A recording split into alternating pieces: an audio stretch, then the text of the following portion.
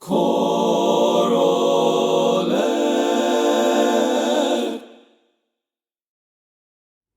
Welcome to episode 12 of ChoralEd. I'm your host, Micah Bland. Thanks so much for watching. Today, as we continue our series on vocal exercises, it is my pleasure to welcome this episode's guest speaker, Dr. Roger Hale from Utah Tech University. On YouTube, Dr. Hale has several highly popular and informative videos about vocal warm-ups. A link to his channel can be found in the description below. I hope you enjoy this presentation on posture and breathing by Dr. Hale. Hello, music educators. I'm excited to be with you here today and grateful to Dr. Micah Bland for inviting me to be on his show, ChoralEd.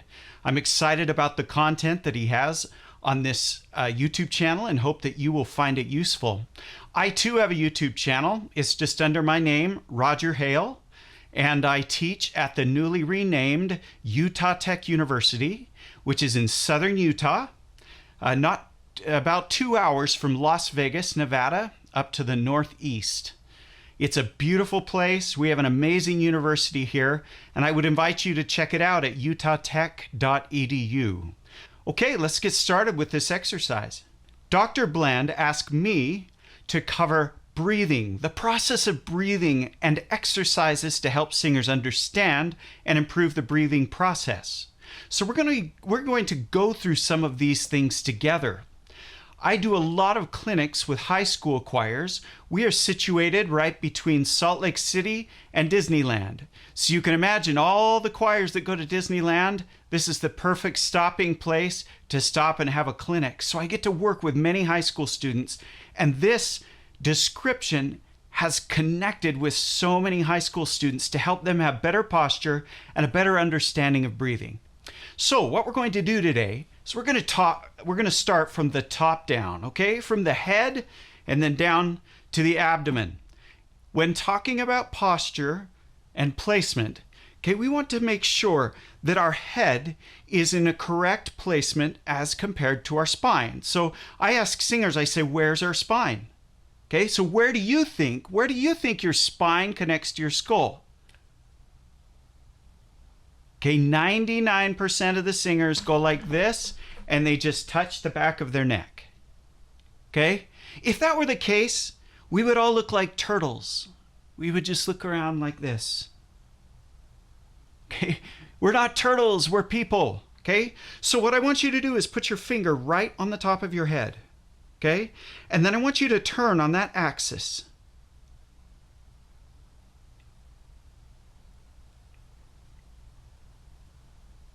Right where you're pointing to is the tip of your spine. Okay?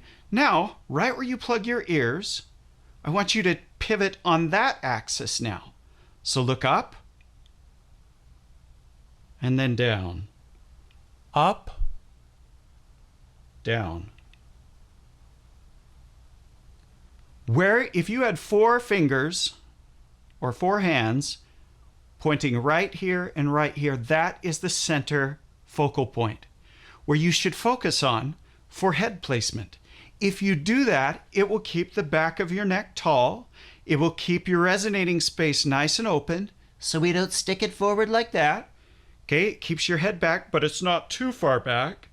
Okay, so this little bobblehead technique is so nice for singers, but we always start just turning both ways.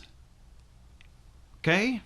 All right, now that you've got your head in the right position, it should be tall, the back of your neck should be tall, and you should embrace the double chin. I know that doesn't sound very good, but our double chin is kind of an indicator that our head is in the right position. And when we open our jaw can drop, that we don't look up when we sing or open a vowel like a turtle again. Right? We just go, oh, oh.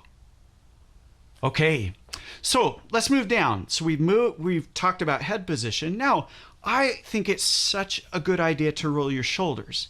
If you have tight and high shoulders, okay, that brings in all kinds of tension here into your collarbone area, your intercostal muscles, up into your neck, those muscles that go up to the bottom side of your larynx.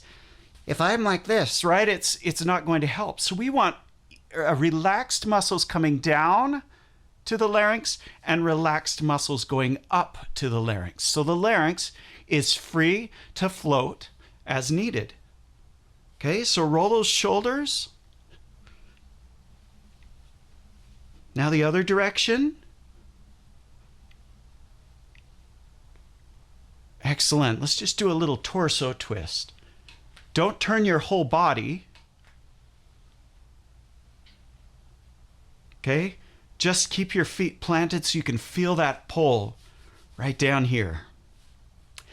All right. Now, understanding how the breath works, you can look at physiology diagrams, you can look at a lot of things, but a really simple way to do this is to just know what the diaphragm does and what the abdomen does.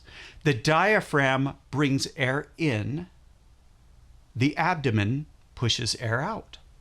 It's that simple. Okay? So, what I want you to do is put your hands like this.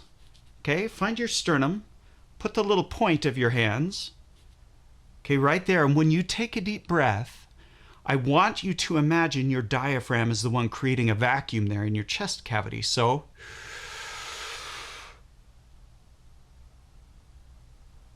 all right, now we are going to expel, I promise, okay? But when you breathe in your air like that, that creates this opening.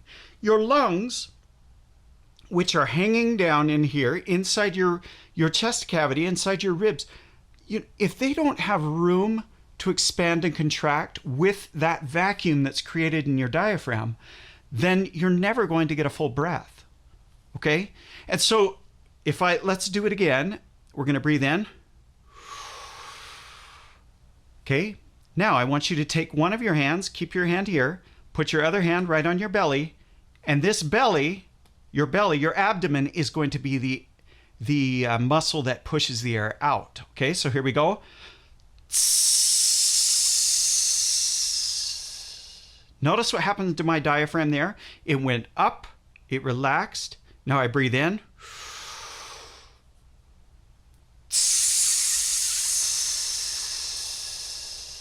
Now notice that my sternum did not collapse in. The sternum must stay high. The rib cage must stay lifted. Okay? You should never think of yourself as a wash rag that you're wringing out of air, that you go in like this and press in your rib cage to inch out 1 more 16th note. You should always be at least half full of air. Okay? And that just happens just by creating an open space. Okay, so let's take a breath again. We're going to breathe in. I'd like you to breathe in for 4. Here we go.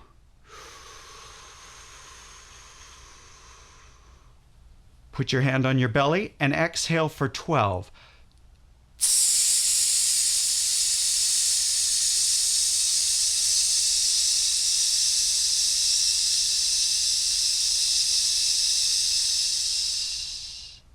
Okay, did you find yourself allowing your rib cage to collapse there if you're running out of air? Hopefully not.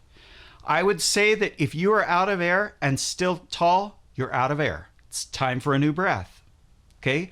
When you're singing, let's say you're singing a long extended piece with beautiful melodic lines, and you need to make it sound as if there's no breath.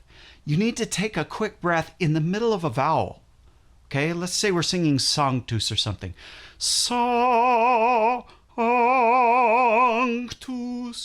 Okay, so that that quick breath in on the and out will make it imperceptible to the listener, as long as everybody doesn't do it at the same time, right? But most likely people have a tendency to breathe at the bar line, which is not a good idea. Okay, it breaks up the phrase and wrecks the musical phrase. So we've now talked about the breathing mechanism. So the last indicator here is I want you to realize that when you take a deep breath, when your diaphragm goes down, it displaces these organs. It pushes them out away from your spine. So when you breathe in, you should feel a low breath. Even though the breath is not going into your belly,